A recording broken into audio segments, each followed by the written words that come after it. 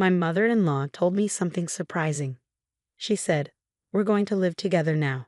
We turned the house into two separate homes to make it easier. Is the house in your name, Emma? Sorry to ask, but can you pay the $80,000 bill for the changes?" My mother-in-law and husband thought it was funny, but I felt determined. I was going to tell them something important, even though my husband didn't know yet. I had proof too. My name is Emma Davis, and I'm 26 years old. I live a little away from the city in a place surrounded by nature. I work in an office and draw pictures for fun. Recently, I've been sharing my drawings online and reading the comments people leave. My husband, who is 3 years older than me, and I have been happily married and living in our beloved old farmhouse since we got married. But there's been a visitor who comes by once a month since then, and they always give me a headache. "Emma, Emma, I'm here. Please open up quickly." I hurried to the front door when I heard the insistent banging. "Ah, it's my mother-in-law. I'll open it right away," I said, even though there's a doorbell right next to the door. I tried to smile as I opened the sliding door. There are so many bugs around here. It's so annoying. Is George still at work? Poor thing, even on Saturday. Oh, I brought some of his favorite food. I saw a tired-looking woman holding a big bag waiting at the door. As she chattered on, I tried to keep up my fake smile. This visitor, who comes once a month, is none other than my husband's mother, my mother-in-law. Since my husband is an only child, she feels it's her duty to look after him even after we got married. She even gives me tips on how to manage the house. Last time she visited, she rearranged the whole fridge, making it a hassle for me to prepare breakfast the next day.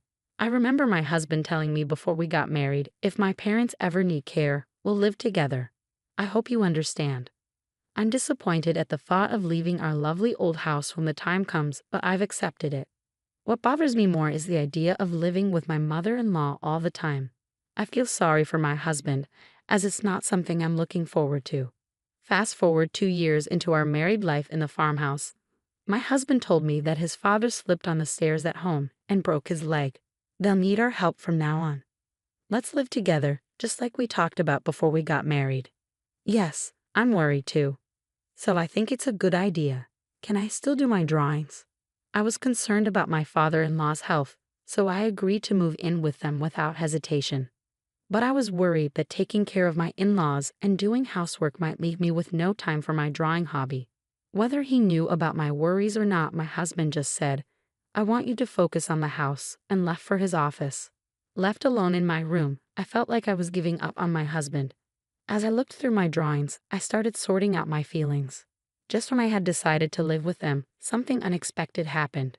While I was at work, I suddenly felt numbness in my hands and feet and got really dizzy. I collapsed. Thankfully, a colleague called an ambulance, and although I wasn't in danger, it turned out I had had a stroke at a young age after a medical checkup. Even though I had been warned about high blood pressure during health checkups before, I regretted not taking it seriously and going to the hospital. From the time I found out about the illness to being hospitalized, including tests, surgery, and recovery, it took about 2 months. It all happened so quickly, and I realized my husband showed very little concern for me. After being diagnosed with a stroke at a young age, I called my husband with trembling hands. But all I heard was disappointment in his voice, saying, "So living together will have to wait, huh?" I couldn't believe he was more worried about living arrangements than my health. Luckily, my father-in-law was still in the hospital with a fracture, so I didn't have to worry about taking care of him. This allowed me to focus on my treatment, which was a silver lining. Plus, since we didn't have kids, that wasn't an added concern. Suddenly, I thought of my mother-in-law, always talking about wanting to see her grandchild soon. But I pushed that thought away and grabbed my sketchbook. Lately, I had been too busy with preparations to live with my in-laws and undergoing tests since my stroke to indulge in my favorite pastime of drawing. I knew once I moved in with them, I'd have even less time for it.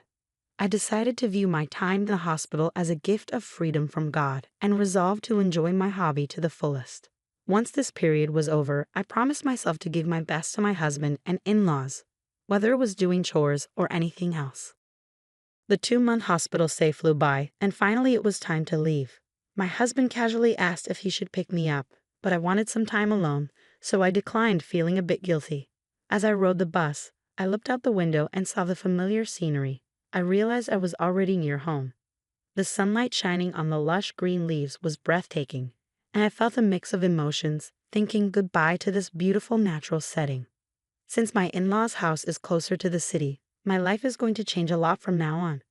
Feeling a bit sad, I stepped off the bus at the familiar stop. As I walked towards what was supposed to be my beloved old home, I suddenly froze in astonishment. Instead of the familiar private house I knew so well, there stood a completely unfamiliar house that I had never seen before. After being in a hospital for about 2 months, I double-checked the surrounding buildings and the path I took, wondering if I had somehow gotten a location wrong. But it was no mistake. There was no point in wandering around, so I timidly pressed the intercom of the unfamiliar house. A voice I knew well, undoubtedly my husband's, responded with a simple yes. Still feeling confused, I quietly said, "It's Michelle," into the intercom. The front door creaked open and my husband, dressed casually, appeared. "Ah, welcome home. You're back earlier than I expected. I had the day off today. I could have picked you up," George said. "George, what happened to our house? Why has it changed so much?"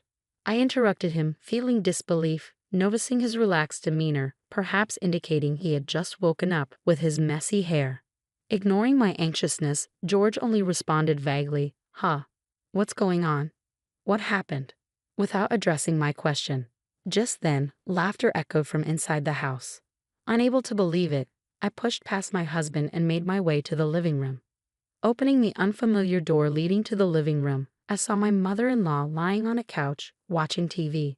She was laughing heartily, holding her stomach. "Why is my mother-in-law in this house?" I asked, bewildered. "Michelle, welcome back.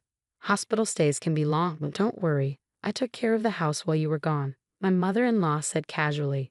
I was puzzled by what my mother-in-law meant by taking care of the house. Did she mean chores? With a sinking feeling, I pressed her on why our old house had changed so much. Without any hint of remorse, she replied, "Well, since we're all going to live together, I thought it would be more comfortable to remodel it into a duplex."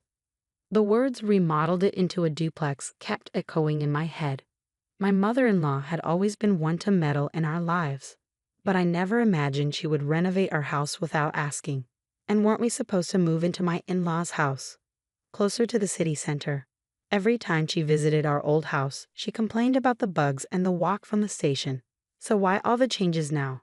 "Oh, and if something else important I have to tell you," my mother-in-law said, switching off the TV with a grin. "The remodeling cost a bit. I believe the title to this house is under your name, Michelle. I'm sorry, but could you handle the payment?" My mother-in-law chuckled, devoid of any hint of apology. "Ah, it's $80,000, she said, her smile growing wider. "That's the cost of remodeling, and the title to this house comes with it, Michelle. $80,000. Her unexpected words hit me like a punch to the head, and my legs started shaking. I couldn't even find the words to respond. As I stared at my mother-in-law, stunned and laughing without a care, my husband appeared at the entrance and slipped into the living room. Seeing him, I instinctively moved towards him, holding on to a faint hope that he would support me. I repeated to my husband exactly what my mother-in-law had said, desperately awaiting his reaction, but all I got from him was a cold reply. "Well, that sounds about right. You'll handle it, won't you?" That's just who he is. When I had a stroke, he cared more about our living arrangements than my health. He's the kind of man who listens to his mother's every word, no matter how absurd. A man who always believes his mother is right. My discomfort and dissatisfaction towards my husband reached a boiling point. Once it overflowed, I was done. With all my heart, I decided I would leave this family behind. "I understand now, George. I'm going to divorce you and your mother, Cecilia. And no, Cecilia, you can handle the renovation costs on your own." I declared this all at once and turned my back on them, intending to leave the room quickly. But they weren't going to let me go so easily. "I've been losing interest in you anyway, so it's no big deal. But remember, this house is in your name, Emma, so you have a responsibility to pay," George remarked. "That's right, feel free to leave, but please settle your dues first," added Cecilia. I was astonished by their selfishness. I couldn't help but sigh. I was sure if I turned around, I'd see their smug faces grinning in victory, but I refused to look back. I stood tall and replied, "You keep saying the house is in my name, George, but did you forget that ownership has been transferred to you?" I revealed the truth, but they only laughed. thinking I was lying to avoid paying. That's when I brought up how George had asked me to change the property's ownership when we got married, as he didn't want the house to be in his wife's name for appearance's sake. Since I didn't particularly care about the property title, I had immediately transferred it to his name. Upon hearing this, their laughter abruptly stopped, and I could feel their panic gradually setting in. I don't recall saying such a thing. There's no proof anyway, George retorted. Anticipating this response, I turned back to face them, walked past them, and opened a drawer in a shelf from our old house. Let's see, it should be somewhere around. Ah, here it is. This is the proof, I said, taking out a document that listed the property and house ownership and showed it to them. When I pointed to the part that showed the ownership was in George's name, his face went pale. That's fraud. I never thought you'd actually do it, and I definitely can't pay such a huge sum of $80,000. George exclaimed. I was disgusted by my husband's reaction. He started yelling as soon as he realized the payment obligation was on him. Since a decent conversation seems impossible, let's communicate through lawyers from now on. Cecilia, your son seems to be in quite a pickle, so please take good care of him from now on, I stated calmly beside my loud husband. I smiled at my mother-in-law, who stood dazed, and finally turned my back on them, leaving their home for good. After that, my husband called several times, but I chose to ignore him entirely, opting instead to communicate formally through a lawyer, given our strained relationship and the issues with my mother-in-law. The divorce was settled without any problems. Regarding my husband's accusation that changing the property's ownership was fraud, it was determined that it was a mutual decision made when we got married 2 years ago. My lawyer reassured me with a smile that this was neither fraud nor anything illegal. With that, all the uncertainty inside me disappeared completely. It turned out that I was supposed to foot the bill for renovating the house as soon as I got discharged from a hospital. I couldn't help but appreciate the well-executed, spiteful move of pushing me into a difficult situation just after I had undergone surgery and rehabilitation and finally got discharged due to illness. In the end, since the house was in my husband's name, it was his responsibility to pay the hefty renovation costs, and he ended up cornering himself. Moreover, I was able to secure alimony after the divorce was finalized. My husband, faced with a claim for an amount he couldn't possibly pay off, either borrowed money from risky sources or didn't pay at all.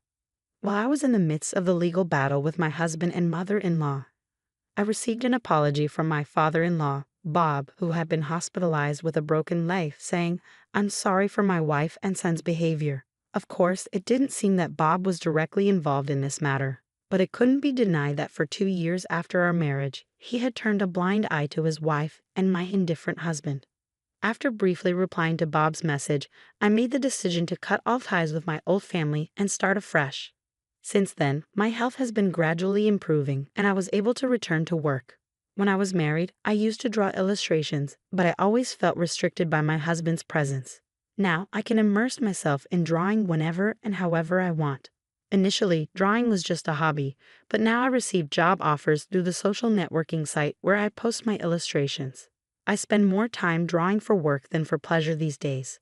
My current dream is to buy an old farmhouse in a somewhat rural town using the alimony from my husband and my savings, and to open an art studio there. Today, I'm taking the first step towards realizing that dream by heading to see an old farmhouse. As I gaze out at the scenery from the bus, I can't help but think back to the day I left the hospital, the day that changed my life forever. The natural scenery outside remains the same as it was that day, but my feelings are clearer now, and I'm filled with excitement for the new life that awaits me. The leaves on the trees, illuminated by the sunlight, look so bright and dazzling.